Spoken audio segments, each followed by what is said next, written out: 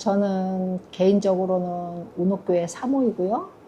그리고 운호 지역아동센터를 2005년에 설립해서 지금까지 운영하고 있는 센터장입니다. 하시고 있는 일이 이제 아동센터 운영이신데, 네. 이제 아동센터는 어떻게 운영이 되고, 그리고 어떤 아이들이 오는지도 말씀해 주세요. 좀 교육받기가 힘든 아이들을 방과 후에 안전하게 돌보는 기관으로 이렇게 만들어진 곳인데, 아이들을 학령기 아동을 그냥 돌보기만 할 수는 없잖아요. 그래서 그 아이들을 그냥 교육도 시키고 음악도 시키고 이렇게 하다 보니까 또 엄마의 마음이 또 그게 아니네. 이것도 해주고 싶고 저것도 해주고 싶고 하다 보니까 그냥 뷔페 밥상 차리듯이 프로그램이 한 17, 18가지가 이렇게 돼버렸어요. 지금 조금 과부하 상태긴 한데 그렇게 운영되고 있고, 전액 무료고요. 아이들이 원하는 것을 자기가 선택해서 배울 수 있는 그런 곳이고요. 그리고 이제 저희 같은 경우에는 특별히 오픈이에요. 그래서 식사도 오픈, 프로그램도 오픈. 그래서 우리 마을에 있는 유일한 복지 시설이니까 모든 분들이 다 같이 혜택을 받으면 좋겠다 해서 언제든지 식사도 오시고 싶으면 오세요. 뭐 프로그램도 오시고 싶으면 오세요 해서, 뭐 농번기가 아닐 때는 마을 주민들이 와서 기타도 같이 배우고 난타도 같이 배우고 사물도 같이 배우고, 뭐 젓갈집 사장님 한 분은 한 7, 8년 넘게 첼로도 배우러 오시고, 뭐 이렇게 다양한 프로그램을 하고 있는데 전액 무료고요. 누구나 올 수 있는 그런 열린 공간입니다. 들어보니까 단순히 지역 아동센터가 아니라 지역센터인 것 같아요. 맞아요. 지역 거점 센터고요. 이렇게 마을을 위해서 또 이 지역을 위해서 복지 마인드를 가지고 운영을 한다면은 뭐 굳이 이것을 아동만을 위한 기관이다 하고 국한지을 필요는 없는 것 같아요.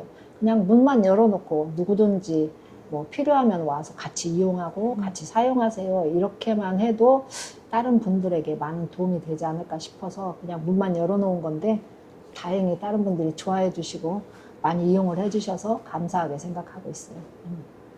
아이들만 맡겨놓으면 어떤 일이 일어나는지 이제 부모님들은 잘 모를 수가 있잖아요. 그래서 걱정도 되실 텐데, 여기에서는 같이 이용을 하니까 아이들이 직접 배우는 프로그램에 또 참여하시는 거잖아요. 맞아요, 맞아요. 부모님들이 같이 참여하시는 분들도 계시고, 물론 극소수이긴 하지만 다들 너무 바쁘셔서. 저희는 단톡방이 있어요. 그래서 수시로 이렇게 아이들의 프로그램 현황이나 아이들이 하고 있는 모습들을 찍어서 단톡방에 보내드려요. 그래서 부모님들이 이제 집에서도 또는 직장에서도 우리 애기가 지금 뭘 하고 있구나, 지금 무슨 프로그램 중이구나 하고 아실 수 있도록 공지사항이나 그날그날의 프로그램, 또 식사 사진 이런 거를 전부 올려드려요. 그래야 알러지가 있는지, 뭐 먹으면 안 되는 걸 먹었는지 알아야 또 추후에 탈이 없으니까 저희는 모든 거를 공개하고 오픈하고 있습니다. 여기 운호 아동센터에서 그 주관을 해서 영어 캠프를 하고 있다고 들었거든요. 이제 어떻게 영어 캠프가 처음에 시작되었고 지금 진행 중인지 좀 말씀해 주세요. 그냥 우연한 기회에 시작하게 된 건데, 아동센터를 하게 된 것도 우연한 기회에 하게 된 거예요. 아동센터라는 이름도 몰랐고, 학령기에 아이들이 그냥 찾길까지 나가서 밤늦게까지 놀고 이렇게 하다 보니까 너무 위험하고, 그래서 안전하게 교회 와서 놀아라, 교회 열려있다 이렇게 하고, 제가 독서 지도를 좀 하니까 독서 지도 아이들 해주고, 학교 숙제 봐주고, 피아노 바이올린 좀 가르쳐주고, 뭐 단체 줄넘기 하고 이렇게 하고 놀고 있는데, 군청에서 찾아오셔서 자꾸 아동센터 하세요, 아동센터 하세요 이렇게 해서 그게 뭔데요 하고 물어보다가 그냥 우연찮게 아동센터를 하게 된 케이스인데, 그러다 보니 부안군 1호 아동센터가 되었고, 영어 캠프도 지금 34살인 저희 아이를 충북 음성에 있는 영어 캠프를 초등학교 때 한번 보내게 됐어요. 그런데 저는 그 캠프가 무료인 줄 알았어요. 옆에 옆마을에 사시는 어떤 분이 당신 딸 보내면서 같이 영어 캠프 보내자고 좋다고 그래서 보냈는데 60만 원이라고 해서 깜짝 놀랐어요. 보낸다고 대답은 했는데 60만 원이라는 34살짜리 딸이 초등학교 때 60만 원이면 큰 돈이잖아요.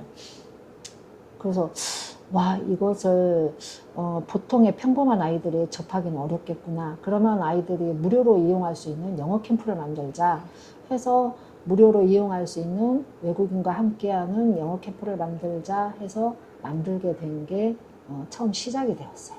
그래서 지금 공식적으로는 16년 되었고 코로나 때 비공식적으로 한 것까지 합쳐서 18년 동안 무료 원어민과 함께하는 4일 동안의 영어 캠프를 운영하고 있어요. 영어 배우기도 좋고. Right. Right. Right. Okay. Listen carefully. Listen. Right. Left. Left. Out.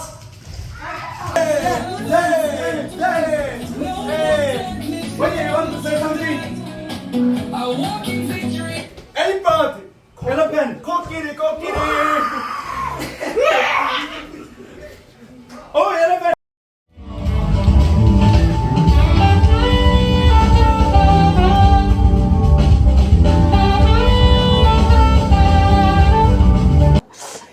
이 아이들이 이제 자라서 이렇게 또 성인이 되고 다시 또 새로운 아이들이 들어오고 하는 게 계속 반복이 되잖아요. 뭔가 좀 다른 사람들과 다른 또 많은 걸 느끼실 것 같아요. 왜냐면은 여러 계속되는 순환을 보다 보니까. 세대가 다르다는 것도 많이 느끼고요. 어떤 때는 심지어 학년별 취향이 다르다는 것도 느껴지고요. 학년별 좋아하는 선호도가 이렇게도 다를 수 있나 이런 것도 많이 느껴져요. 또 부모의 세대도 이렇게 다르구나 이런 것도 느껴지기도 하고요. 그런 것 같아요. 근데 뭐 그게 시대의 흐름이고 재밌어요. 아무래도 요즘 점점 고령화 시대가 되다 보니까 아이들 숫자가 많이 점점 줄고 있잖아요. 맞아요. 좀 아동센터 이제 소장님으로서 이걸 어떻게 바라보시는지. 너무 마음이 아프죠. 점점 어린이집이 문을 닫고 초등학교가 문을 닫고 유치원이 문을 닫고 그 문 닫은 어린이집 자리에 노인센터, 재간센터가 생기잖아요. 그런 게 너무 마음이 아파요. 어르신들이 오래 사시고 그런 기관에서 행복을 누리는 건 감사한 일이지만 저희 면만 해도 1년에 아이가 한 명 태어날까 말까 하거든요.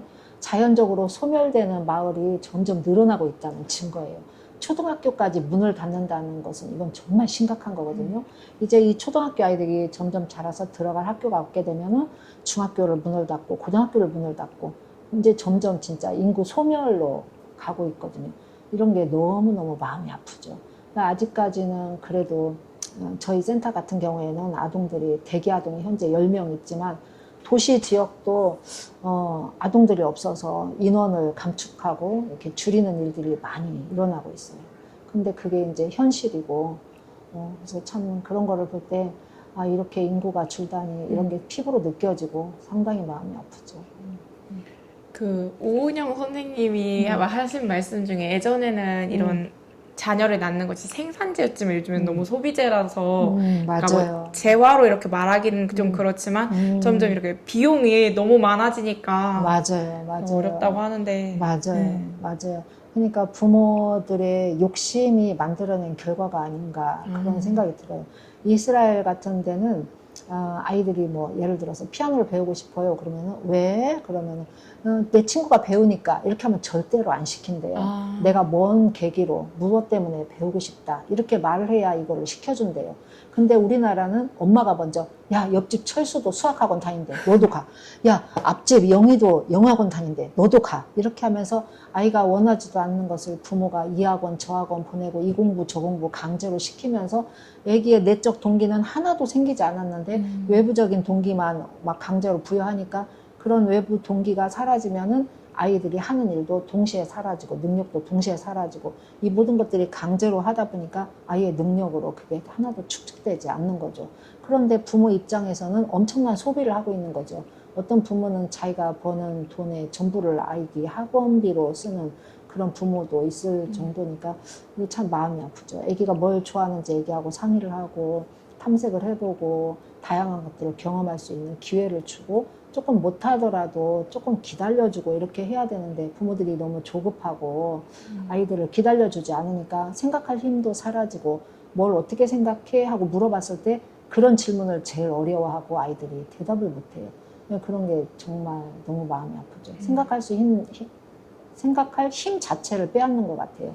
외부에서 너무 많은 것들을 투여하고 너무 많은 재화를 아이들한테 투여하고 너무 많은 것들을 요구하고 또 이만큼 엄마가 너를 위해서 했는데 너는 이 정도는 해야지 하고 또 인풋을 했으니까 아웃풋을 바라고 그런 게 아이들한테는 상당한 부담으로 다가오고 결국 또 부모 자녀 관계가 안 좋아지고 네, 상당히 악순환이 계속 이어지고 그럴 필요가 없는데 저는 아이들한테 스스로 잘할 수 있는 힘이 있다고 믿어요.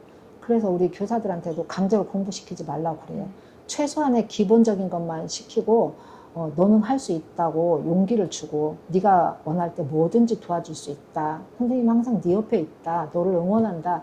이런 말을 해주는 게 아이한테 훨씬 더 중요하고 나중에 아이가 더 오래 기억하고 나중에 사회에 나가가지고 자기를 할 수 있는 그런 좋은 힘이 생기는 거지 강제로 오늘 수학 문제 여기까지 풀어야 돼. 오늘은 영어 단어 여기까지 외워야 돼.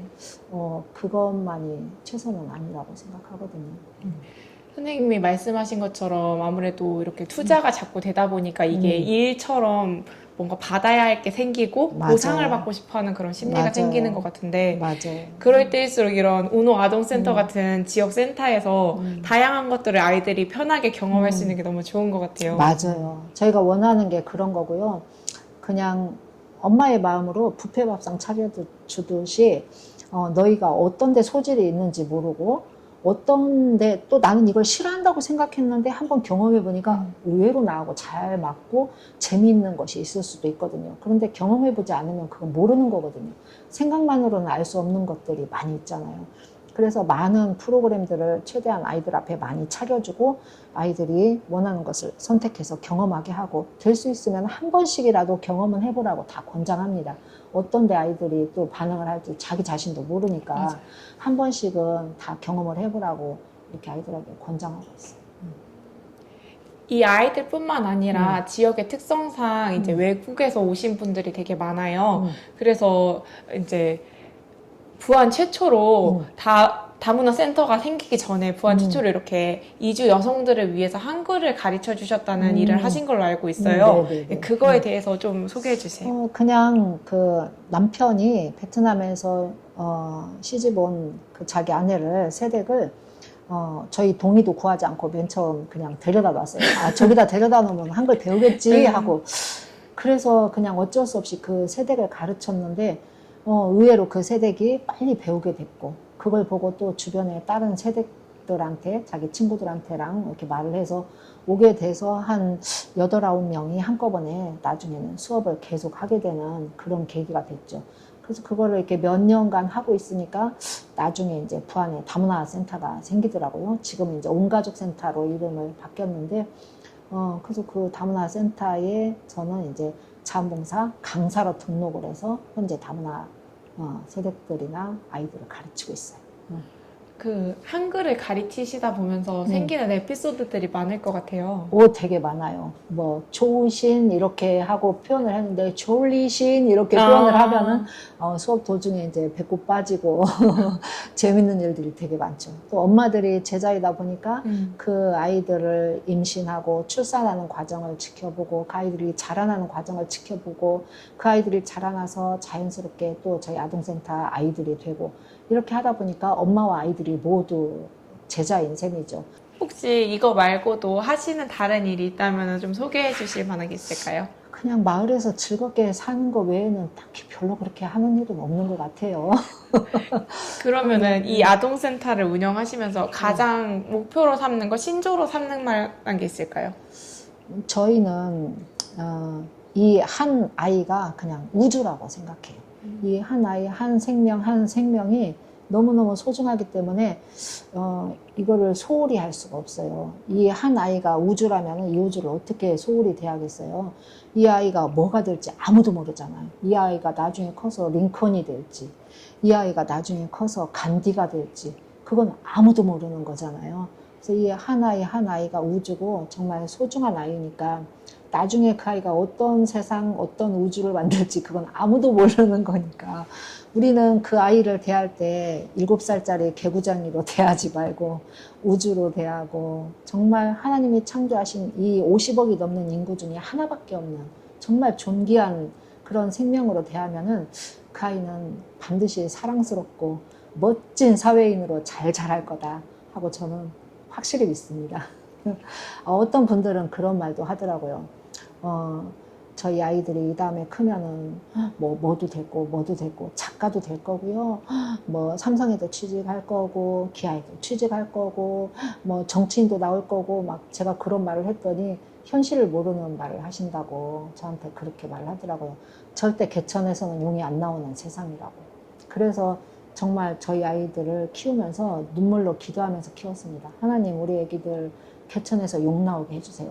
이 아이들이 얼마나 소중하고 멋진 아이들인지 보여주세요. 이렇게 했는데 정말 저희 아이들이 잘 컸습니다. 그래서 서울대도 가고 교대도 가고 연세대도 가고 공주대도 가고 막 전북대, 전남대 수두룩하게 잘 가서 지금 멋진 사회인으로 잘 성장하고 있고요.